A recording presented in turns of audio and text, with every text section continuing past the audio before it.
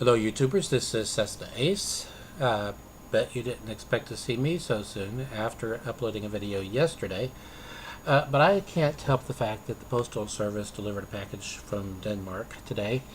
They couldn't have done it yesterday because yesterday was a national holiday. I've already opened these up. This first one is an import from Sweden. I have never seen a sleeve from Polar that was like this one. That's the reverse side. That's the obverse side, or the front. Polar.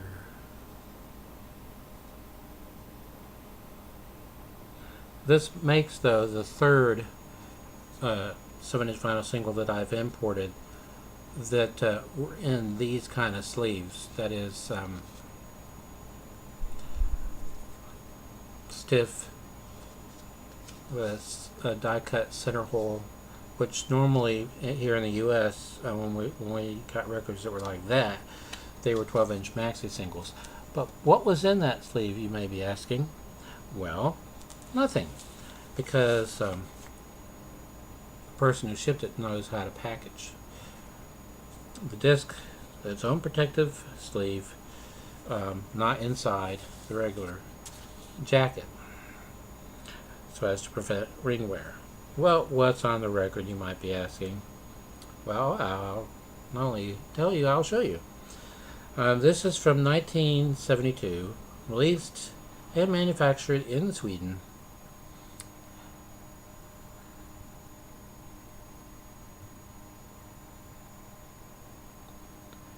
The Swedish language version of Ring a Ring.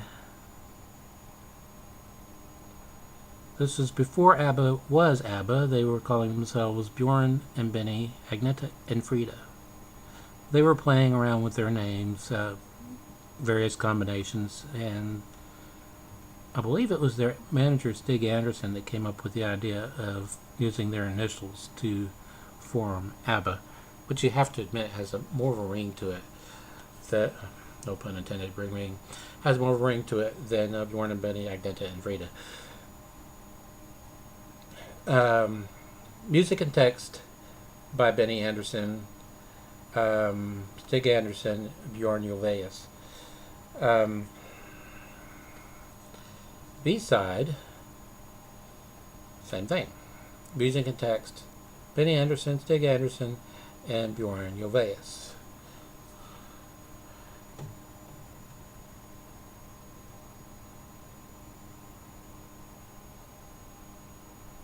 Now, I have been importing a lot of 7-inch vinyl singles because I'm trying to get all of the Eurovision Song Contest songs that I can that were released on vinyl, and that would be a lot because Eurovision has been around for over 50 years. And during many of those years, the heydays of vinyl, and I have found that it appears to me that if it was performed on Eurovision, it was released as a single somewhere, usually in the country of origin, countries whose entry that was. But they were also frequently released in other countries. And I have found it doesn't have to be the winner if it was a contestant.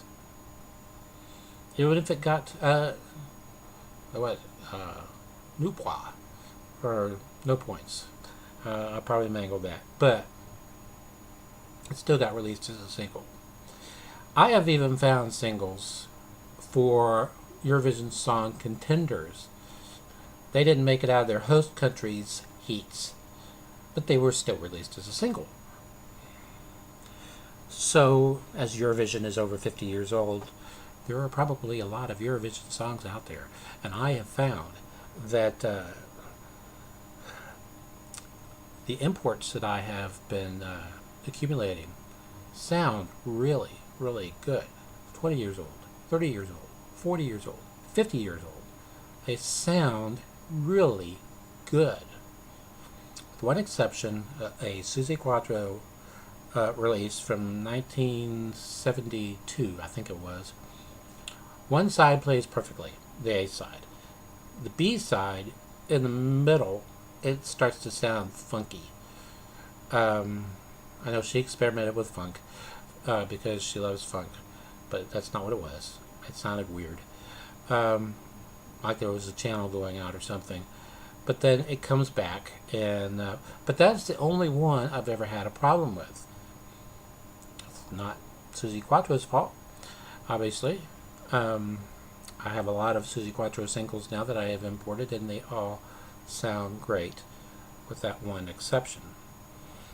And I have been buying singles from that were manufactured in Sweden and Denmark and Holland and Germany and Spain and Italy and France and Japan, etc. Don't think this was a Eurovision song. I think it was part of a rock musical.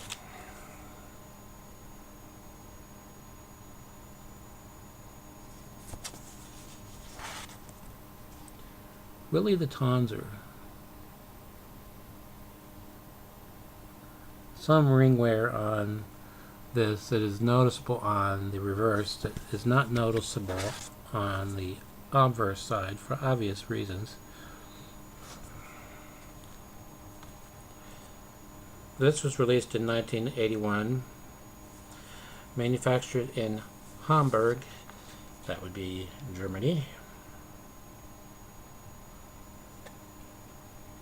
on the Polydor label. Polygram, by the way, still makes vinyl records in the US, sometimes for other labels.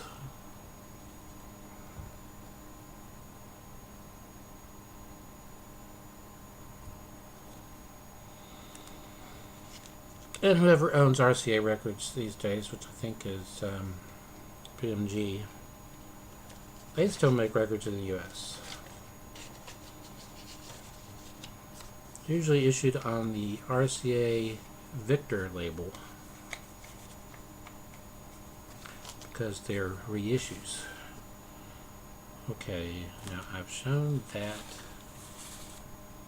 I've shown that. I've shown that. I've shown that.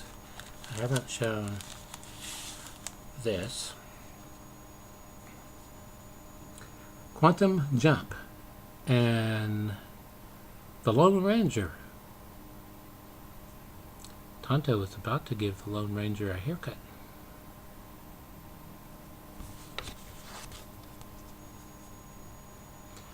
The reverse side is the Seance Too Spooky. This was manufactured and released in England in 1977.